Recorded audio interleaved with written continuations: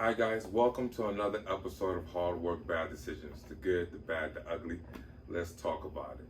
And I'm super excited to have a new guest on the show, Aaron Cordova. What's up? He's a youth boxing coach at Victory MMA. And he's going to be making his boxing debut on March 27th, which is going to be a pretty exciting card. How are you feeling today? Super excited. My nerves are kind of getting to me every once in a while. Yeah. Just because it's a big event. Right. For me personally. Yeah. I've been training for this for a long time, as you know, since I've been working with you. But for it to start to come to make it happen, making it happen, it's like not nervous about the fight, just about the whole situation, training, where I started and where I'm at now, the journey that I've gotten to. It's like all coming to life. Yeah. And that's so awesome. Okay, so let's talk about that. Let's talk about your journey. Obviously, most people know you because you lost your leg. Yes. And it was about, 8 years ago? Yes, it was. Can you, and I hate to bring up bad memories or anything, so if I touch upon something as, it's triggering, just let me know. Oh, no worries. Okay, cool. Can you talk about that event? Because even now, I don't fully know what happened. Okay. Well, all comes from bad decisions. Right. You know what I mean? Yeah. Before my accident, I was a way different person. You know what I mean? Yeah. It was always about work, and on the weekends, it was about being at the bars.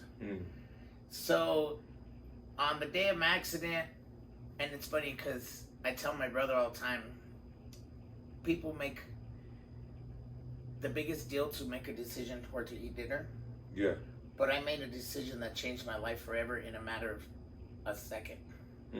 When the doctor asked me, your leg is severely injured, it's crushed beyond repair, we can do many surgeries or we can amputate it.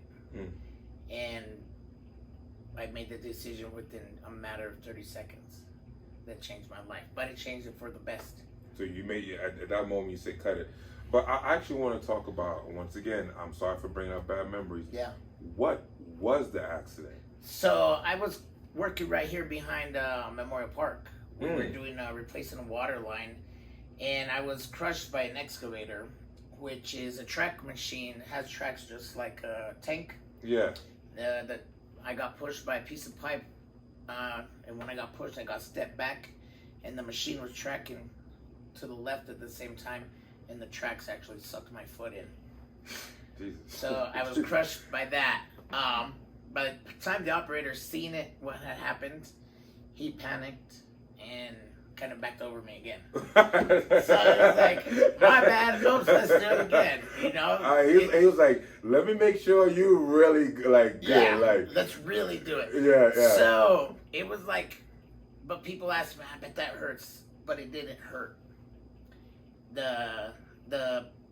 I guess the feeling was like a crushing sensation, like if you squeeze a bag of ice or crush chips in your arm. That's what I picture it as to my memory. But yeah, I didn't feel really anything. I tried to take off running after he pulled off of me, and well, I didn't get nowhere, obviously. Yeah. But other like conscience, I didn't go blackout or anything, and the pain was sharp, but it would come and go. So basically, I would assume your body went into shock. Yes. And when the adrenaline is pumping, it kind of masks the pain. But obviously, maybe when you calm down later on, it started to hit you. Yes. It would come in. It was like if somebody were sticking a hot needle up your heel of your foot. That's what would come and go. Right. Okay. No, it's hard to imagine, but that type of stuff, it sticks with you. No, I get it. I mean, I kind of get it, but to explain it to somebody and what it feels like, and you imagine it, and it's like trying to explain childbirth. Exactly. I've been around a lot of females, and they talk about it, and I'm like, yeah, I think I get it, but do I really? So you are how old? 37 years old. Okay, so you're 37 years old. This happened about 8 years ago. So about I was 29. I just turned 29. Okay, so it was 29 years old. So as a full-grown adult, like you spend your whole life with 2 legs, 2 limbs, being able to run, being able to jump. You even wrestled in high school. You was a good wrestler too.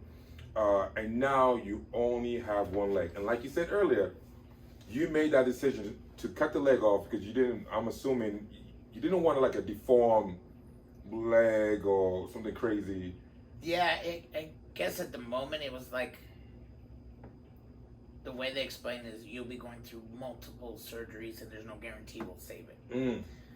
So okay, like, get it now. I get it. Prolong the inevitable. Right. So I mean, because to sit there and go through surgery after surgery, and which is going to be a lot of pain and long nights, and there's no guarantee that the doctors could actually do anything that's going to make that leg even better.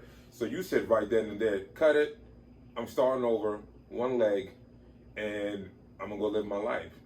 So from that point on, and I know you went through, because I know you personally, I know you went through some deep, dark nights and some dark areas in your life, and which is understandable, honestly. Can you talk a little bit about that and how that affected you, especially mentally and emotionally? Yeah, that was probably one of the hardest things, and to this day, some days are bad, some are good. You know what I mean? Yeah. I was in a wheelchair for almost a year.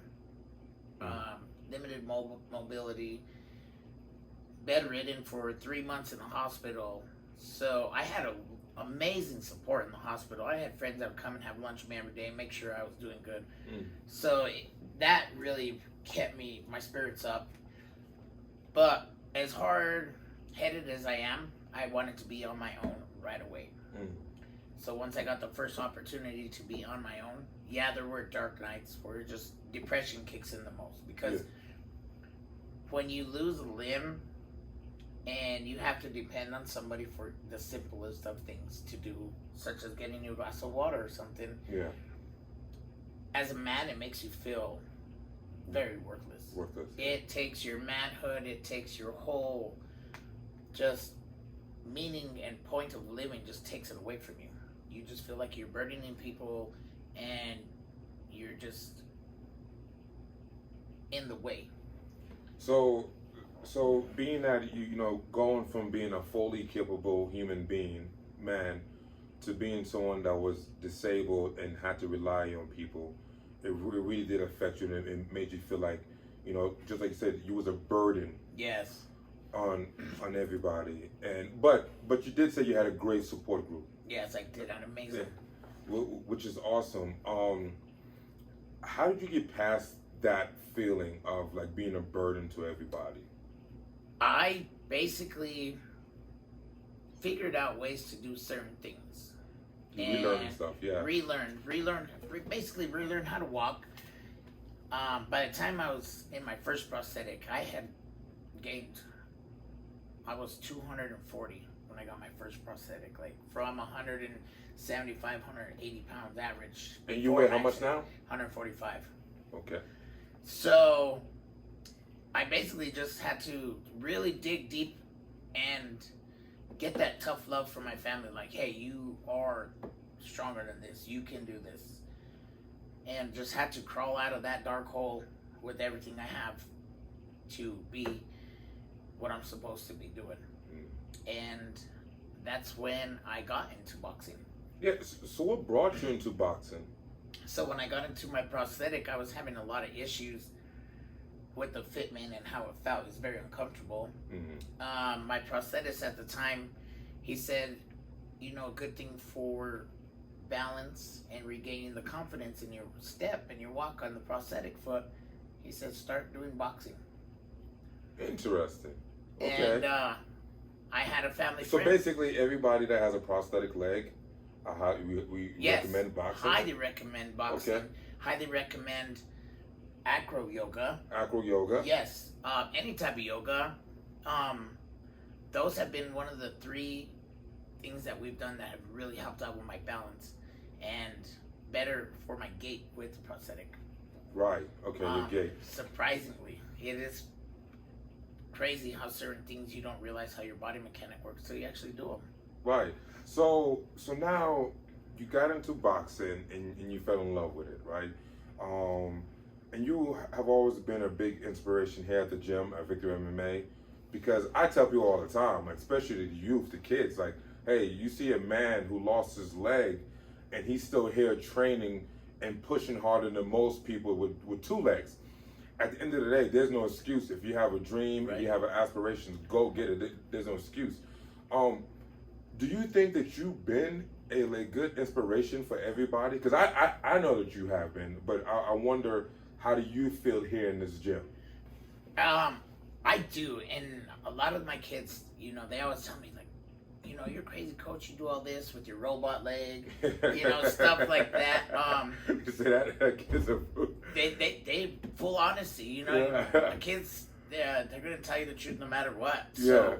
but I think as many students as I went through in the years, sent them off, whether it was to further their career in boxing, or even a couple of students, Air Force and other stuff like that. I think that my part of pushing them in boxing and giving them that discipline and inspiring them to go for the best that they can. Yeah. I think I'm doing the best I can do, and Right. so far it's been successful. You know, some days I feel like, wow, am I really doing good here? Mm-hmm. You know, and then I just get that little bit where a student tells me, oh, I learned the jab. Look at my 2. Look at the combination Right. that I just made up. So those type of things is what make me realize, yeah, I am doing something good. I tell you, as a coach myself, I have the same days. I wonder, like, damn, am I doing a good job? Am I pushing my guys hard enough? Am I giving them everything you need? I think that's a typical thing. But I also think that's a good thing. I think those self-assessments and realizing, like, 'cause some people walk around like, you know, I'm the best, I know everything, and then it doesn't leave room for growth. Exactly. So I think that mentality is not a sign of weakness or a sign of you're not competent. It's just a sign of like that you care. Yeah. And just like you said, like, you have those days that you don't feel like you're doing your best, but then you got this kid who comes up and just smiles at you, and he looks up to you, or she looks up to you. Yeah. And that makes you feel like, you know what? I love this. I want to keep continuing. Yeah. Okay. So let's talk about now the fight. Oh man. Yeah, the fight, Yes. right? So you fight in March 27th on a stat card with a couple other guys that's fighting from Blvd. We're gonna talk about that in a second. But you came to me and said, I'm ready to fight. And I was like, I seen you spar. I seen you've been training. You've been putting in the work for years on end. I'm like, shit, it's about time. Let's go. So we booked the fight. What was your first instinct when I said, hey, we got to fight for you, bro? It's time to come. I said, no, you're kidding. I didn't believe it. Because as many years as I've been here, it's always been like, okay, let's get Aaron a fight. But then something would come up, whether it was with my kids' class or we always had something. Yeah. And I feel that I should have pushed more, but I'm always that guy like, oh, I got my kid that needs to do this. I got my student this. So I got to put him first. Yeah. And this year, I'm like, you know what, I have to do it. I got to get these fights in. And when you told me you got to fight, and I'm like, okay, I'm ready. Yeah. So for most people know, like, you, this is something new for you, but you've been at this sport and you've been learning. You have coached. You was coached under some good people. You have taken some classes and got certified. Yes. You've also have competition experience besides what you did as a kid when you wrestled. But you last year, what's the last show? Or the year before? Last year? Yeah. The year before both. Yeah, you did a jiu-jitsu tournaments and you won those. So you are a very competitive person. So to put your career aside or your aspirations aside for the kids, that's admirable. But now it's your time. Yes. Now you got to fight. Now talk a little bit about your preparation and your training. How's that going? I think the preparation is going well. Being that I did jiu-jitsu for a year and a half more than boxing, Yeah. That transition was like, okay, let's go back to the basics. Just like this week, we've been working on the basics, 1-2s. Yeah. I was like, okay, let's go right back to the basics and see where I'm at. Right. Okay, I found bad habits that I had to fix. Yeah. We worked on them yesterday in sparring, and it's like, okay, boom, I seen it right away. Mm-hmm. So because you know I've screamed at you, yeah, and it's funny. I telling David Payne, I'm like, everybody yells at me when I'm sparring. I was like, your voice comes out. You could be whispering, and I'll hear your voice. Yeah. I was like, I can hear Jamal, but I don't understand what he's saying. It's like You know, like on Charlie Brown. Really? You know, I dressed in the same thing when he's telling me it's the same thing, and I'm like, oh. And then after, I'm like, okay, that's what they were saying. Okay, I didn't know that. I didn't. Okay, is it because of just my tone, my accent, I'm not. I think it's just David's voice. Okay. Because last Friday I was sparring in the ring. You guys were in the cage, and I'm hearing David Payne telling somebody to throw a knee up, and I'm hearing that all the way across the gym. All the way across the gym, really? Yeah, and I'm like, wow, that's interesting. And some of the other guys are trying to give me instructions, and I hear David Payne, and I think it's just like certain voices that resonate at that moment. Okay. And it's just like I tell my students when they're sparring, I'm like, listen to my voice and try and just block out everybody. Right. So that's what I've been really working on now too, because you and Justin will be in my corner, so I'm really trying to focus on hearing your guys' voice. Okay. Well, you know, I mean, we definitely gonna get some more practice with that. So you are fighting another debut person. Yes. So we don't have a lot of information about the person. You know, we try to do our research, and it's okay because at the end of the day, I honestly, for me as a fighter, I never really cared too much about my opponent and what my opponent could do or who my opponent was. I really focus on myself because I train for all avenues. That's why we put you in with David Payne, we put you in with Jeremiah, you know, we put you in with my son Elijah or some of the other boxers. Cause it doesn't matter if he's tall, if he's long, if he's thick, if he's fast. Is he a brawler? Is he a technical guy? We want you prepared to be ready for everything. Yes. Because you don't ever know. And that has really helped me not only prepare for this fight, but to realize how to really just change no matter what, adjust to what's going on, because fighters are going to adjust in the middle of a fight if something's not working as well. Right. Working against southpaw to a tall guy, to a guy that is more aggressive, to where I have to, you know, move around, use my footwork more. So I think it is really helping me out. I've learned probably so much new stuff in the last 2 weeks from sparring these different guys, and it's actually improved my skill, which I love. Yeah, and probably definitely building your confidence. So now that we got the fight, March 27th, you put in the work, you've been training, you've been doing your strength and conditioning, you've been getting a lot of sparring rounds in. Yes. Have you taken some time to visualize the night of the fight? 'Cause that's very important, and that's something that you and I will sit down and talk about, because you've been in corners. Yes. You've been on the other side. Okay, you have cornered people, but now when you are the fighter, things change. And considering that you're a debut person, you may be early on in the card. So we may get there, and you're gonna be one of the first fights. Yeah. How do you feel about being one of the first fights of the night? It's one of the things, like with all of the fighters that I've helped corner, they're like, let's get in it, kick some ass and get out. Yeah, it's cool. It's good to be. I like the second fight. The first fight is kind of weird, but the second fight is like, okay, cool, because I want to watch not really watch, but like. I want to soak in the atmosphere, yes, and by the second fight, boom! I get in there. My fight is done. I can sit back. You can drink some beer, drink some beer, and watch everybody else and support the other team members. So I'd rather be first or second for that reason, and because if I'm gonna be the fifth fight, first or fourth, you know, my nerves, and I'm just gonna be like warming up and stuff. But I'm an overthinker, so I'm just gonna be like, you know, what the heck. So I'd rather be early on. You get it out the way.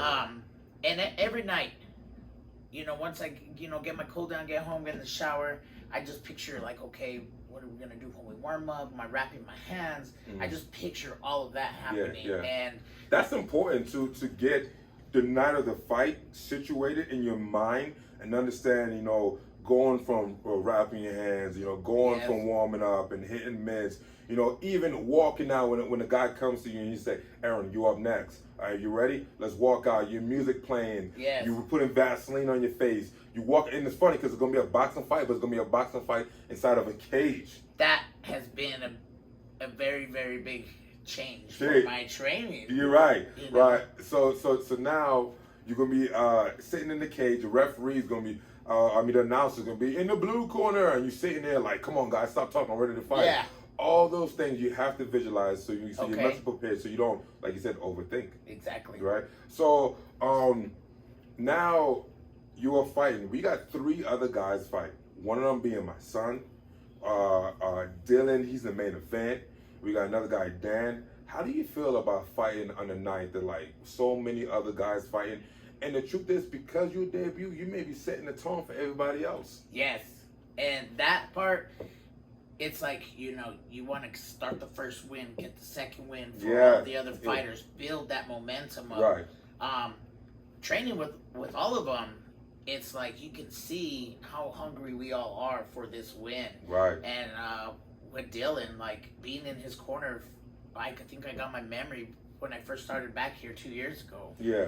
You know, it's like, wow, it's past that far, and I'm here on the same card with him. Right. We've always talked about being on the same card. That's funny. So I think that's very exciting for dope. me. That's dope. And for Elijah, I mean, for him to come into this game and you know, doing with his music career and this at the same time, he's juggling everything and still staying so focused. And I think that's really great, because working with him last week, I'm like, okay, I see where we're going with. You know, he's really young, and you know, we were putting that work that day. Yeah, and I'm like, yes, I see this. I just see the potential and the success for that night. So, what do you think you're gonna take away from this boxing fight? Because, look, I mean, let's be honest. You are 37. Yes. 37 years old. You know, there's no real aspirations like, hey, I'm gonna go fight for a world title as a pro. You know what I'm saying? So I'm assuming, and you could correct me if I'm wrong, that you're looking to take these, you know, maybe this fight, maybe a couple more, just to build up that experience. So when you're coaching, you could really speak towards the experience of actually fighting. Yes, that is my main goal this year. There are other competitions that I'm still wanting to do. You know, I still want to progress in my jiu-jitsu career. You know, that is something that I'm really, you know, that's my personal thing. That's where I'm selfish with. But I want to get those fights under my belt so I can tell my kids, you know, this is exactly what it's going to feel like. This is this. Because I know what it feels like to a certain extent. Right. You know, being years is sparring. Yeah, sparring, going to different gyms, that it's the same, but it's different. Right. You know, I got so many different projects that I'm working on myself. So this year, all my goal is, let's get me in as many fights as we possibly can. You know what I mean? That's dope. Till I'm 40. I tell you a little secret about me. You know, obviously I fought for a while, and I've had, you know, a decent amount of success. But I actually started fighting for the same reason why you are fighting. I never looked at me being like a UFC fighter, like I was going to make it big or go anywhere with it. I wanted to open up a gym. I love jiu-jitsu. I love MMA. But I always thought, for me to really be a good coach, I need fights. Like it's hard for me. I could teach you all the technique in the world, but I can't talk to you about that real experience unless I have fought. So I applaud you, because there's a lot of coaches out there who coach from the sidelines, and I'm not saying they're bad coaches, because there are people that can't teach, right? But it's something to be said when you have the knowledge and the experience. Exactly. So I mean, I'm so excited. Now, when you look at the fight itself and you visualize round 1, round 2, round 3, what are you like envisioning? Like when you said, when you go to bed, you overthink it. What are you thinking is going to happen? So one of the first things that I always think about is, you know, how are they going to wrap my hands? Because I'm wrapping hands is one of the things that I'm really good at. So I'm like, okay, which style are we going to do? You know, what gloves? I always think about, you know, when we go in before the fight and everything, we go test the ring, see how it feels, bounce around in it, stuff like that. And then the rounds, I always, I guess, really punish myself for certain things that I do in sparring. Okay, this you can't do, Aaron. You can't make this mistake. Don't make mistake, because this is the round that it's going to happen. So this is where you got to work extra hard and avoid that. So those are what I really overthink. My game plan of everything, of how I think this fighter is going to be, or if he's going to be southpaw, orthodox, tall, you know, where his punches are coming. Those are things that I think about. Okay, how am I going to use utilize, my head movement, my footwork, which is very important for me because obviously everybody's gonna be like, how's this guy gonna be with his prosthetic? Yeah. You know what I mean? Which is one of the most difficult things, because when you're in there sparring and you're moving around, you have to still be thinking, okay, where's my foot? Right. You know what I mean? Yeah, naturally, you're just like this. I never even thought about that because I don't even think about my feet. I think about moving my feet because I want to stay mobile, I want to stay agile, but I'm not thinking about, if I put my foot in this wrong place, I'm going to fall over. Yeah, because yesterday I stepped on David like 3 times. And I'm like, he's like, oh, that's not bad. I mean, it happens. In fights, you do step on as toes. An amputee, with the prosthetic, you don't have an ankle to let that flex. So if I step on his foot wrong, my leg's gonna go that way, and there goes my knee to the side. So things like that, I gotta really. I'm not only thinking, okay, what combination am I throw? Okay, I gotta shift. Okay, I gotta shift, but where's my leg? So those things are like a little bit extra thinking that I have to do in that fraction of time. So I'm gonna say this from a coaching standpoint, and from a fighter, like going through my first fights, I would tell you, don't even worry about your opponent. Your whole goal is to keep it to fight as tough and as hard as you can. Like, at the end of the day, I always said this, like, they're gonna come a day that somebody's just gonna be better than me, right? And for me, like, I just know that I'm not gonna beat myself. I'm gonna go out there and I'm gonna give my best performance.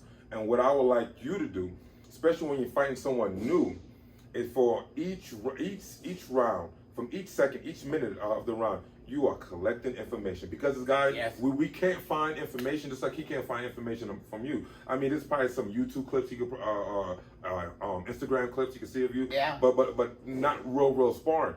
So when you coming out, it's like, okay, all right, he's moving his hand. Okay, he's dropping his hand. All right, he's throwing jabs. Yeah. Okay. Like, you got to start collecting that information and see what open is. And maybe from the first round, we kind of got him pinned down. And then the second round, we really implemented the game plan. And then the third round, we're going to take him out. You know what I'm saying? Yeah. So, I mean, that's just my thought process when it comes to a daily fight. That's where I think my coaching from the corner comes into advantage.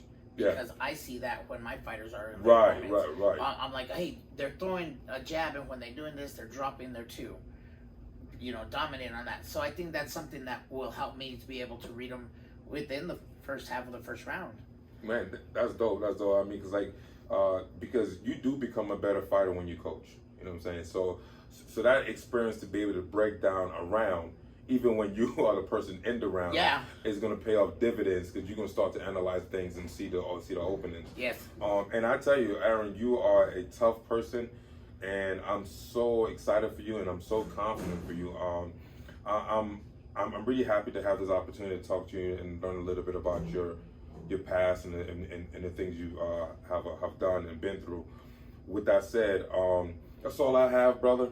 Yo, I appreciate you. Getting this. This is freaking awesome. Yeah, I got to do this a little bit more with all the fighters, but I don't know if you got anybody you want to shout out, any sponsors, any family members or anything. Wire Hemco in Boulder, Colorado. My first sponsor. I got a few more online. I will shout you out soon. Everybody, get your tickets. Thank you all for your support.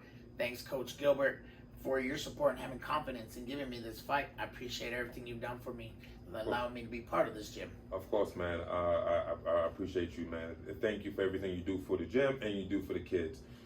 All right, guys, that's all I have. That's another episode of Hard Work, Bad Decisions, the good, the bad, the ugly. Let's talk about it.